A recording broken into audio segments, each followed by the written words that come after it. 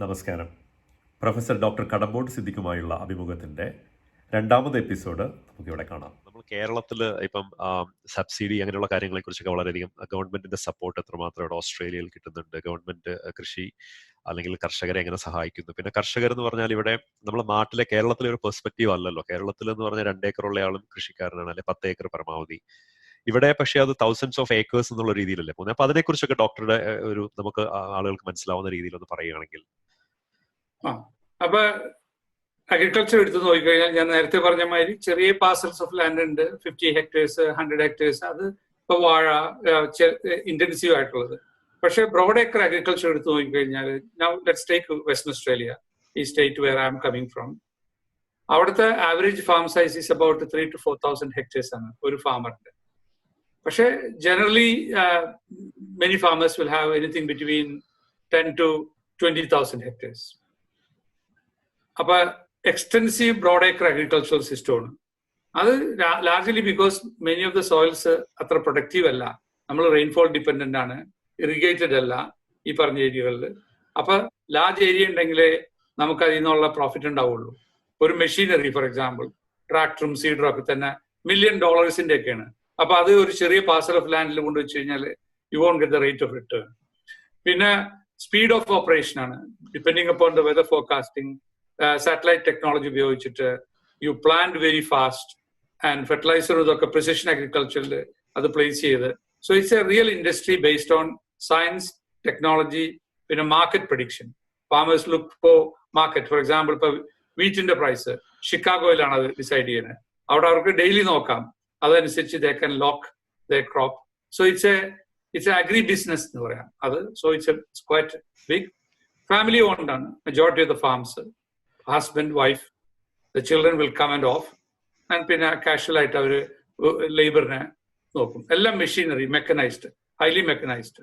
Seeding, spraying, fertiliser application, harvesting, transportation to the silos and പിന്നെ then shipping all the way to different countries. ഇതൊക്കെ computerised ആണ്. കേരളത്തിൽ എടുത്തു നോക്കിക്കഴിഞ്ഞാൽ നമ്മൾ ലാൻഡ് വളരെ കുറവുള്ള കേരളത്തിന്റെ length is about 550 kilometers long. The widest part, maybe Trichur, at that area will be about 65 kilometers. അതിൽ നമുക്ക് പിന്നെ വെസ്റ്റേൺ ഗാട്ട്സ് ഉണ്ട്, then the plains ഉണ്ട്, then the sea coast ഉണ്ട്. So it's a very very unique ആയിട്ടുള്ളൊരു ecosystem ആണ്.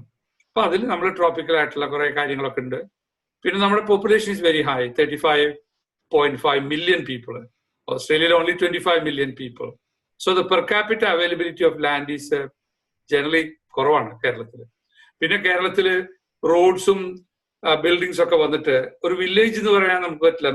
തിരുവനന്തപുരത്ത് നിന്ന് കാസർഗോഡ്ക്ക് നിങ്ങൾ ഡ്രൈവ് ചെയ്ത് പോവുകയാണെങ്കിൽ ഒരു വില്ലേജ് ഒന്നുമില്ല. Everything is now corridor connected.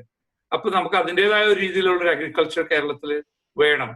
Traditional agriculture ഉണ്ടായിരുന്നു, പാടങ്ങളും അതൊക്കെ ഉണ്ടായിരുന്നു, അതൊക്കെ കുറഞ്ഞു തുടങ്ങി. പിന്നെ നമുക്ക് മൗണ്ടൻ അഗ്രികൾച്ചർ ഉണ്ട്, അതായത് സുഗന്ധദ്രവ്യങ്ങളോ അതൊക്കെ അതുണ്ട്. പിന്നെ pineapple, coconut. So it's going to be a very different agriculture. It's already transform. അതും ഓസ്ട്രേലിയയായിട്ട് കമ്പയർ ചെയ്യാൻ പറ്റില്ല. ബട്ട് നമ്മളെ ഗുണം എന്താണെന്ന് വെച്ചാൽ നല്ല മഴ, ഫെർട്ടൈൽ സോയിൽസ്, പിന്നെ നമുക്ക് പല ട്രോപ്പിക്കൽ ആയിട്ടുള്ള കാര്യങ്ങളും, cash crops, export oriented, cashew, pepper, cardamom, അങ്ങനത്തെ കാര്യങ്ങളൊക്കെ നമുക്ക്, വാനില. അപ്പൊ people have to find what exactly they want. അങ്ങനത്തെ രണ്ട്. So we cannot compare between Australia and India even. ഗവൺമെന്റിന്റെ ഭാഗത്തു നിന്നുള്ള സപ്പോർട്ട്, ഇപ്പം സബ്സിഡി അങ്ങനെയുള്ള കാര്യങ്ങളൊക്കെ ഓസ്ട്രേലിയയിൽ എങ്ങനെയാണ്? അത് വളരെയധികം സപ്പോർട്ടീവ് ആണോ ഗവൺമെന്റ് അഗ്രികൾച്ചറൽ ഇൻഡസ്ട്രീനെ? അത് വളരെ ഒരു ഇൻട്രസ്റ്റിംഗ് ക്വസ്റ്റ്യൻ ആണ്. കാരണം ഓസ്ട്രേലിയയാണ് വൺ ഓഫ് ദ കൺട്രീസ് നോക്കിക്കഴിഞ്ഞാൽ least subsidy to the farmers. So the principle is that നമ്മൾ ഫാമേഴ്സിന് സബ്സിഡി കൊടുത്ത് അങ്ങനെ വളർത്തിക്കൊണ്ടിരുന്നു കഴിഞ്ഞാൽ they will not be competitive in the international market. ഇപ്പൊ for example United States, Europe ഒക്കെ എടുത്തു നോക്കി കഴിഞ്ഞാൽ സബ്സിഡി അപ് ടു 60% ആണ് സബ്സിഡി. ചില യൂറോപ്യൻ രാജ്യങ്ങളിൽ വെറുതെ ലാൻഡ് ഇടാൻ സമ്മതിക്കില്ല, എന്തെങ്കിലും വളർത്തിയിട്ട് അത് സ്ലാഷ് ചെയ്ത് കളയാം. ഫോർ എക്സാമ്പിൾ സ്വിറ്റ്സർലൻഡ്, സ്വീഡനൊക്കെ ഒരു ലാൻഡ്സ്കേപ്പ് മെയിൻറ്റെയിൻ ചെയ്യാം. ഓസ്ട്രേലിയയിൽ സബ്സിഡി ഇല്ല.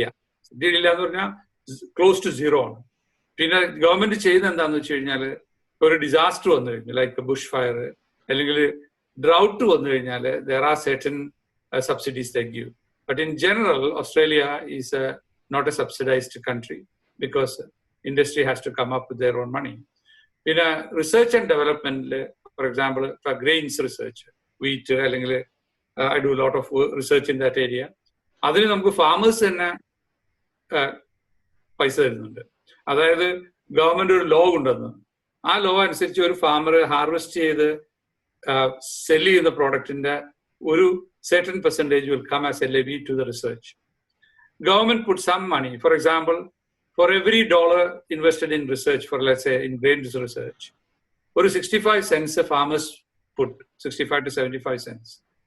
ബാക്കിയുള്ളത് 35-40 cents ഓളം ഗവൺമെന്റ് വരും.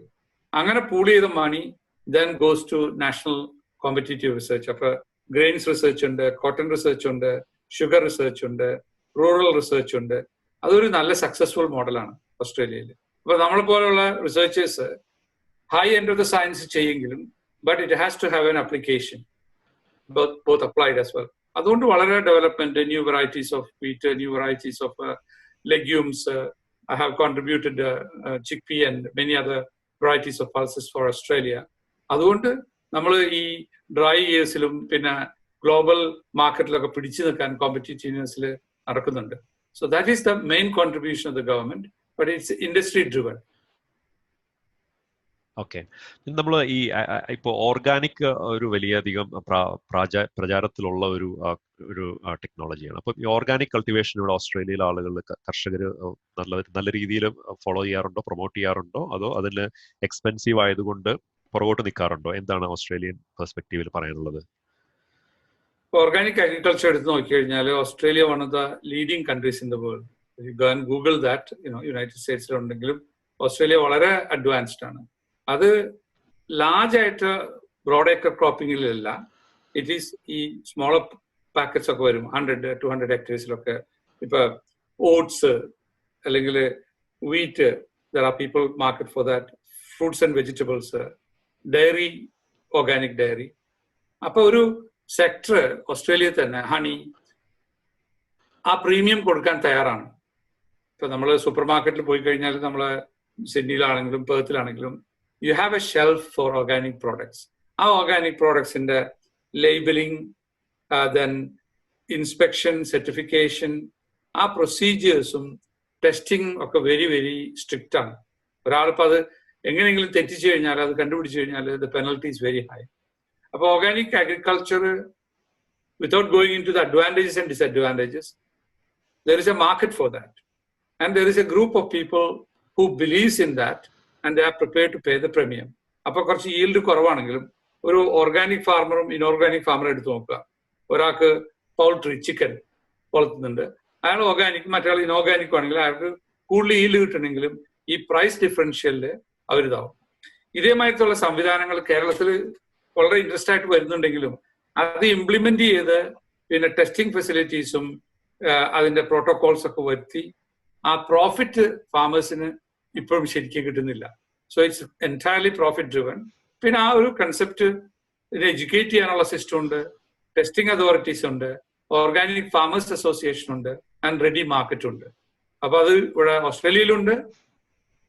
ഇമ്പോർട്ടിംഗ് കൺട്രീസ്, യൂറോപ്പിലോട്ടൊക്കെ അവർ ഡിഫൈൻഡ് ആയിട്ട് they ask for an organic product. പക്ഷെ നമ്മുടെ major agriculture is not necessarily organic.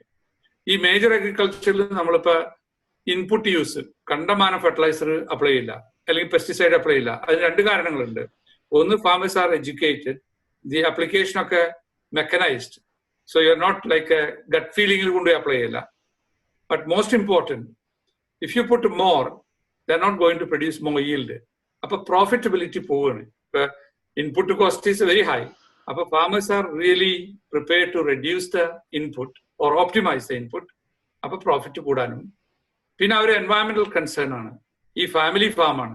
അപ്പൊ നമ്മൾ ഈ ഫാം വളരെ മോശമായി കഴിഞ്ഞാൽ നെക്സ്റ്റ് ജനറേഷൻ വരുന്നവരും മക്കളോ ഗ്രാൻഡ് ചിൽഡ്രനോ ദേ വാണ്ട് ടു ഗീവ് നന്നായിട്ട് സോയിലും ഹെൽത്തും വാട്ടറും എൻവയറമെന്റ് ഒക്കെ നന്നായിട്ട് നോക്കുക.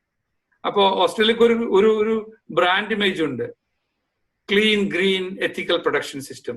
Clean green means environmentally friendly, ethical. ഇപ്പൊ ആനിമൽ പ്രൊഡക്ഷൻ ആണെങ്കിലും ആനിമലിന്റെ ഇതെല്ലാം നോക്കിയിട്ട് അത് അങ്ങനെ പ്രൊഡ്യൂസ് ചെയ്ത് കഴിഞ്ഞാൽ ദ മാർക്കറ്റ് ഈസ് ദെയർ.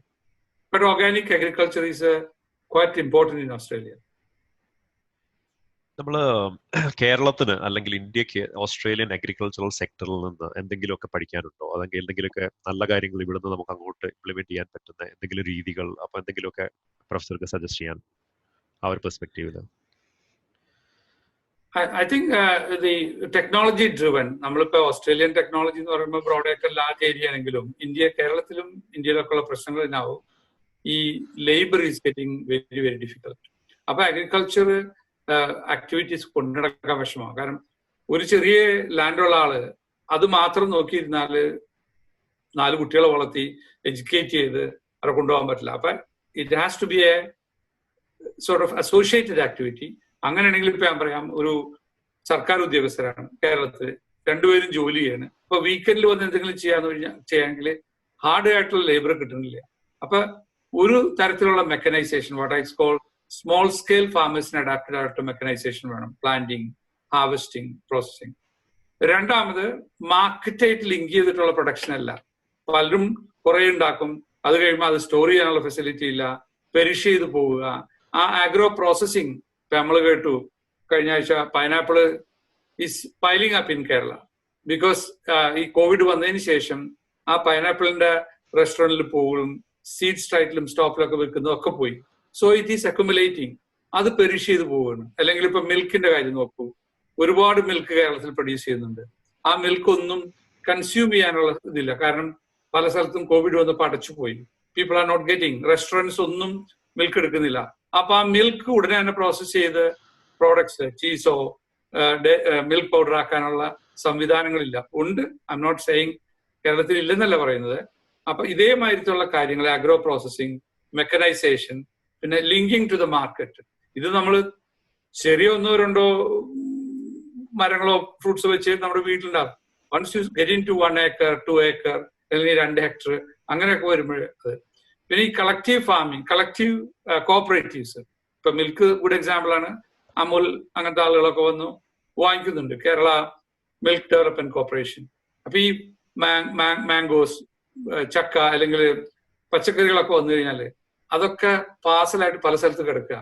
അപ്പൊ ഈ കോഓപ്പറേറ്റീവ് സ്ട്രക്ചർ ഇല്ല. ഇപ്പൊ ഓസ്ട്രേലിയ നോക്കിക്കഴിഞ്ഞാല് ബിഗ് കോഓപ്പറേറ്റീവ് സ്ട്രക്ചർ ഉണ്ട്. നമ്മളിപ്പോ വെസ്റ്റേൺ ഓസ്ട്രേലിയയില് കോഓപ്പറേറ്റീവ് ബൾക്ക് ഹാൻഡ്ലേഴ്സ്, അത് one of the largest cooperatives in the world.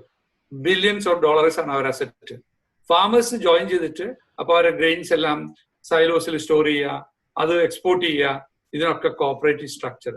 അപ്പൊ ആ കോഓപ്പറേറ്റീവ് സ്ട്രക്ചർ കേരളത്തിൽ ഉണ്ടെങ്കിലും അതൊക്കെ മോഡേണൈസ് ചെയ്യേണ്ട സമയമായി കഴിഞ്ഞു, with electronic and computerised, so that you can get the products to the marketplace faster, get information and so on.